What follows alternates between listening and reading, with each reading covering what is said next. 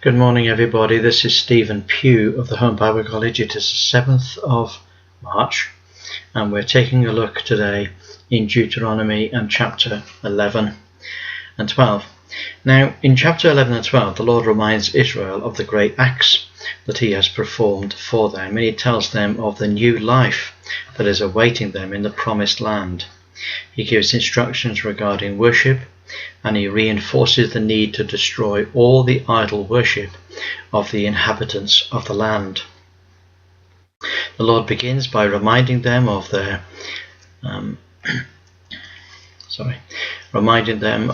present obligations, which are based on their past experience. They are to love the Lord, keep his solemn duties, statutes, judgments, and commandments, because the Lord brought them up out of Egypt in greatness and power.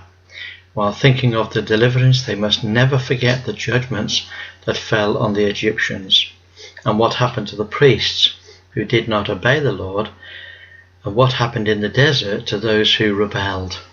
And so the Lord goes on to explain that keeping the commandments will be the secret to victory in the battles ahead. By keeping the commandments, their relation to the Lord will be an unbroken and ongoing experience of victory after victory. They will have a long life to enjoy the abundance of the land. It's not a flat plain like that of Egypt, which had to be watered by hand, but a land of mountains and valleys on which pours down abundance of rain. If Israel is faithful to the Lord, then he will send abundant rain in the due seasons, and that gives us a clue to the ministry of Elijah. The Lord then cautions Israel, saying, "If you drive the nations out of the land, then every place on which the sole of your foot treads will be yours, from the river Euphrates to the river of Egypt." Now, how unlike the relationship God has with the New Testament church. He promises blessing if they obey the commandments, and a curse if they obey not.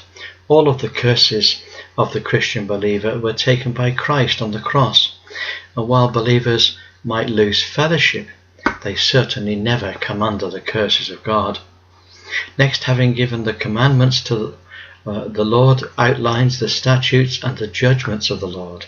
The first judgment will be the total destruction of all traces of idol worship of the Canaanites, and in its place there will be the establishment of the religion of Judaism, the worship of Jehovah. They are not to do whatever they think might be a good idea. They are to follow the judgments of the Lord to the letter.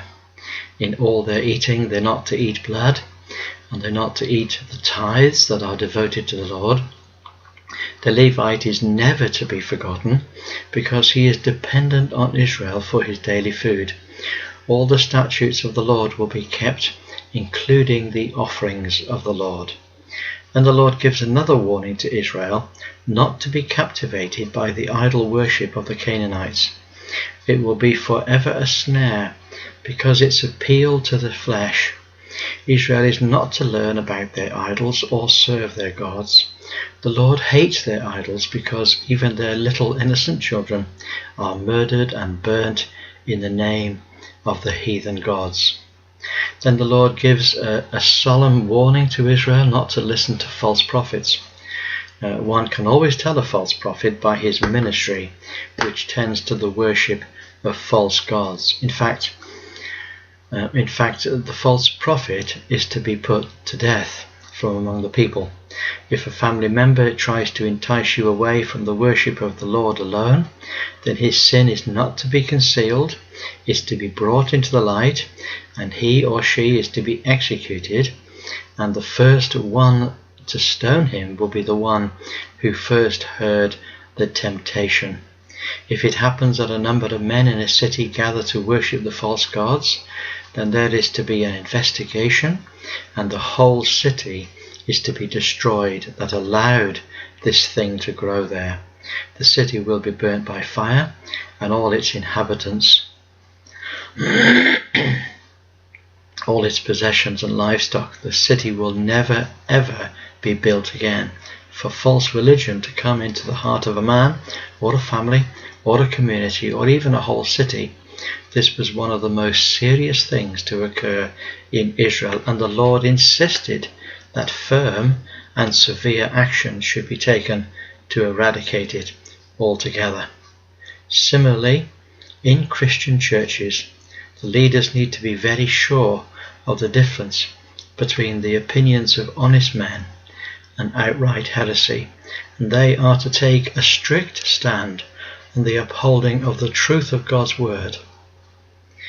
Now, there are a number of passages that I'd like to highlight to you today. If we take a look at verse 1, you'll notice it says, "Therefore thou shalt love the Lord thy God, and keep his charge, and his statutes, and his judgments, and his commandments, always." Now here again we have Christians who say, oh well, nobody ever kept the commandments.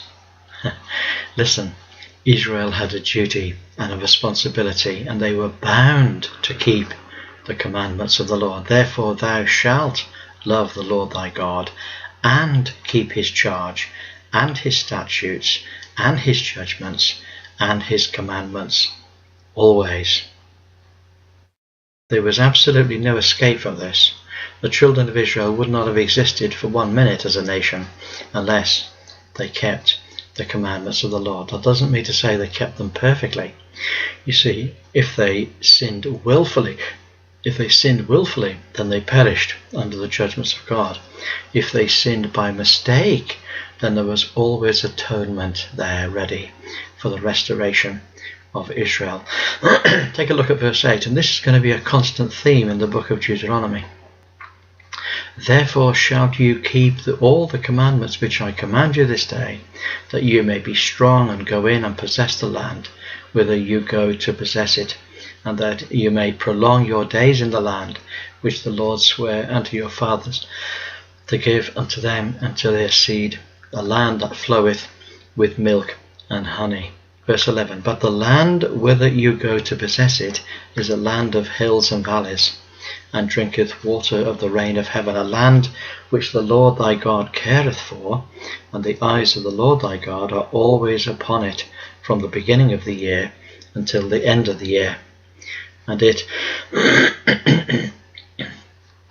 and it shall come to pass that if you shall hearken diligently unto my commandments which I command you this day, to love the Lord your God, and to serve him with all your heart and with all your soul, that I will give you rain on your land in his due season, the first rain and the latter rain, that thou mayest gather in thy corn and thy wine and thine oil, and I will send grass in thy fields for thy cattle, that thou mayest eat and be full. Take heed to yourselves, that your heart be not deceived, and turn aside and serve other gods and worship them. And then the Lord's wrath will be kindled against you, and he will shut up the heaven, that there be no rain, and that the land yield not her fruit, lest you perish quickly off the good land which the Lord hath given you." So the judgments of God upon Israel were very strict and very strong. If they served the Lord faithfully, then they would have rain. Very simple. If they didn't serve the Lord faithfully, then they would die, and that right quickly. Wow. Verse 22, "But for if you shall diligently keep all these commandments which I command you, to do them, to love the Lord your God, to walk in his ways, and to cleave to him, then will the Lord drive out all these nations from before you, and you shall possess greater nations and mightier than yourselves. Every place whereon the soles of your feet shall tread shall be yours, from the wilderness and Lebanon, from the river Euphrates, even unto the uttermost part sea shall your coast be." Now that is an incredible promise. But notice the promise is conditional. If you shall diligently keep all these commandments. They couldn't keep half the law, they couldn't keep most of the law, they had to keep all the law. And then the Lord would bless them indeed, and the fear of the Lord would come upon their enemies. he says, verse 26, behold, I set before you this day a blessing and a curse.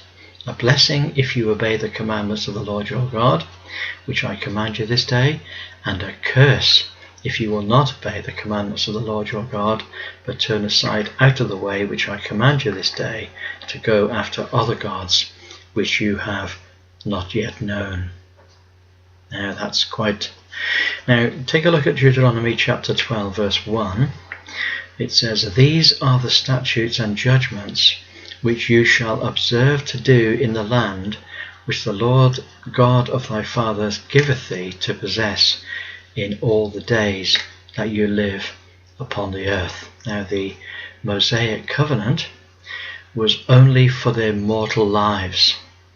These were the statutes and judgments which were to be observed in the land for all the days that they live upon the earth. Of course, after the dead, then the law doesn't apply whatsoever, and that's one of the secrets to understanding the Christian and his relation to the Old Covenant. Well, he has no relation to the Old Covenant, because in Christ the Christian is dead and buried and risen into a new life in the Spirit. And of course we all know that through death the law never follows a man, never. It always is stopped by death. Now take a look at verse 22. There's a very interesting point there. It says, even as the roebuck and the hart is eaten, so thou shalt eat them, the clean and the unclean shall eat them alike. So what Moses is pointing out there is that there are people in Israel that have two main designations. They are the clean and the unclean. Now this has nothing to do with the wicked and the righteous. This is just the clean and the unclean. Any man or woman could become religiously unclean through lots of reasons. I mean, just touching or coming near to a dead body could render a person unclean, and there were sacrifices and there was cleansing necessary for the person to be clean. But those that were unclean and those that were clean, they would still be subject to the same laws. Only be sure that thou eat not the blood, for the blood is the life, and thou shalt not eat the life with the flesh.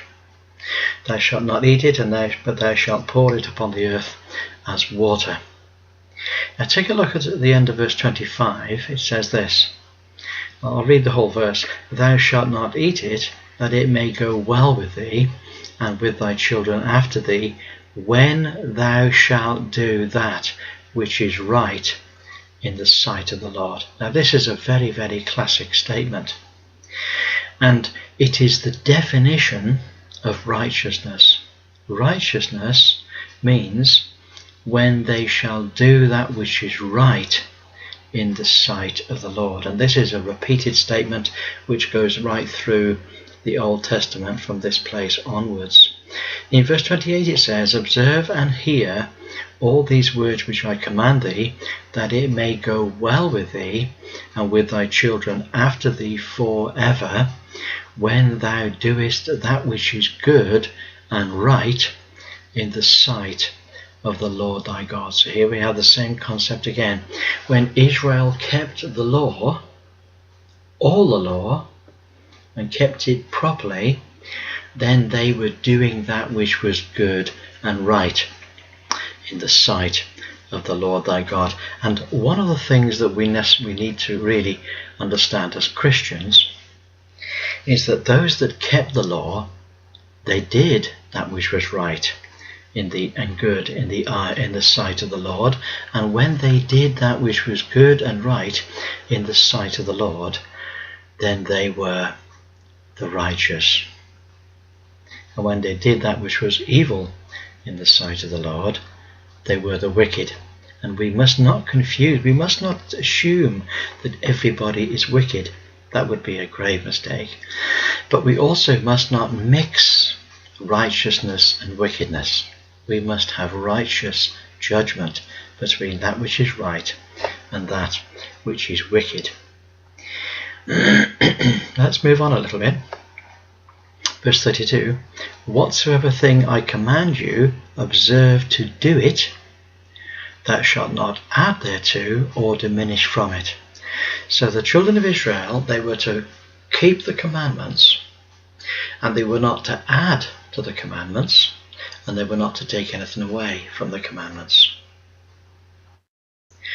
Now in chapter 13, the Lord brings up a very interesting new point. He says, if there arise among you a prophet or a dreamer of dreams, and giveth thee a sign or a wonder, and the sign or the wonder come to pass, that's the first test. You see, if the sign or wonder doesn't come to pass, then he's not a true prophet of the Lord. But there is a second test. This is just the first and the second. The second test is, wherefore he speak unto thee, saying, let us go after other gods, which thou hast not known, and let us serve them. Thou shalt not hearken unto the words of that prophet, or that dreamer of dreams. For the Lord your God proveth you to know whether you love the Lord your God with all your heart and with all your soul. You shall walk after the Lord your God, and fear him, and keep his commandments, and obey his voice, and you shall serve him, and cleave unto him. And that prophet or that dreamer of dreams you shall put to death, because he hath spoken to turn you away from the Lord your God, which brought you out of the land of Egypt. Wow.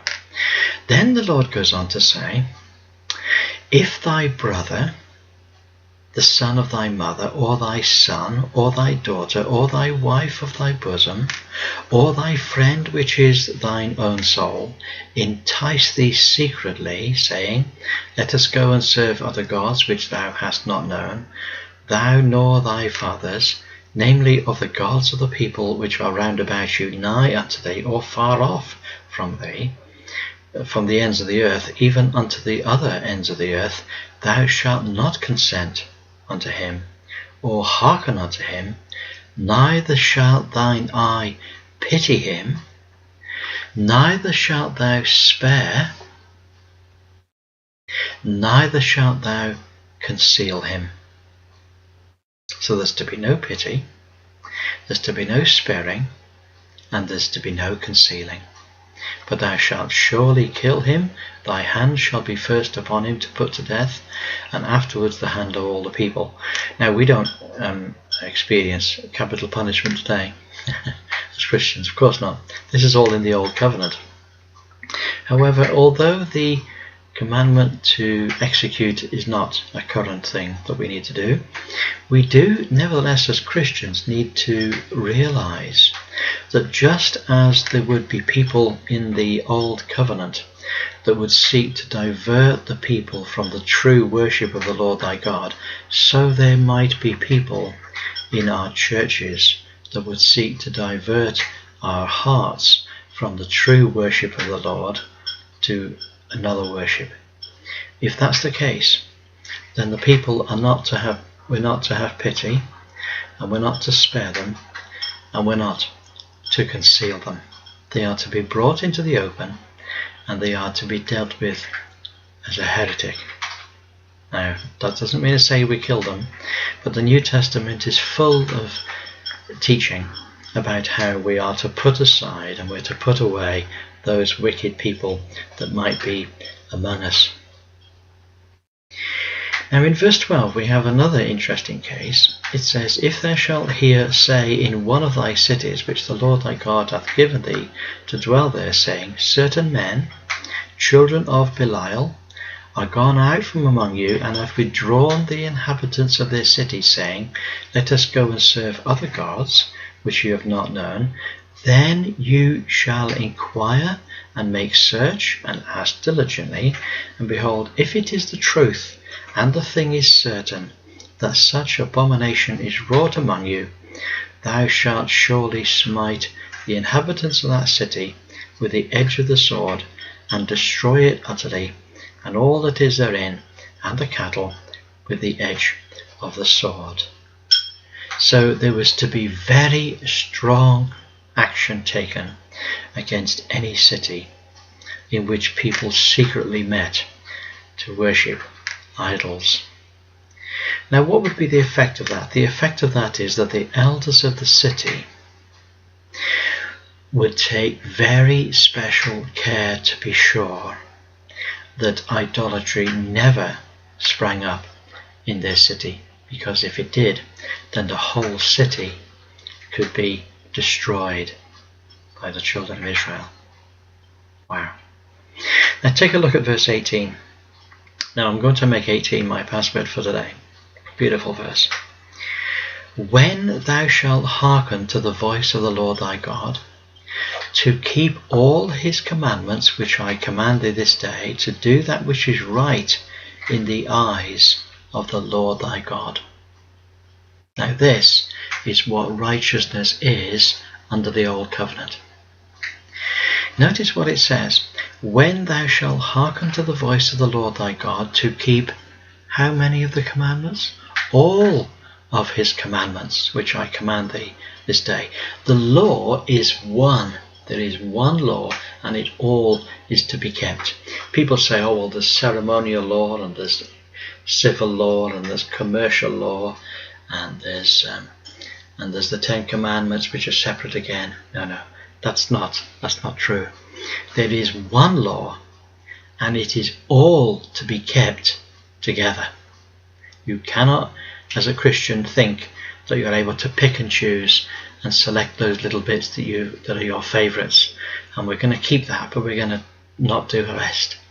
No, that is absolutely, in Israel and certainly in Christianity, that is absolutely unacceptable. First of all, Christians are not under the law at all. Paul is very clear about this. We are not under the law, we are under grace. But even if we were under the law, then we are then bound to keep all the law. You may have noticed that I shave my beard quite regularly. Under the law, that would have been absolutely forbidden. You are not to cut the corners of your beard. So there I would have been a lawbreaker immediately. So you see, all the law was to be kept. You are to keep all his commandments which I command thee this day, to do that which is right in the eyes of the Lord thy God. And later we're going to see in the Old Testament, it'll talk about certain king lived for so many years, and he did that which was right in the eyes of the Lord his God. That's a righteous man. A righteous man is one that does that which is right in the eyes of the Lord. Well, there we are. Look forward to catching up with you tomorrow. So every blessing. God bless you all. Bye for now.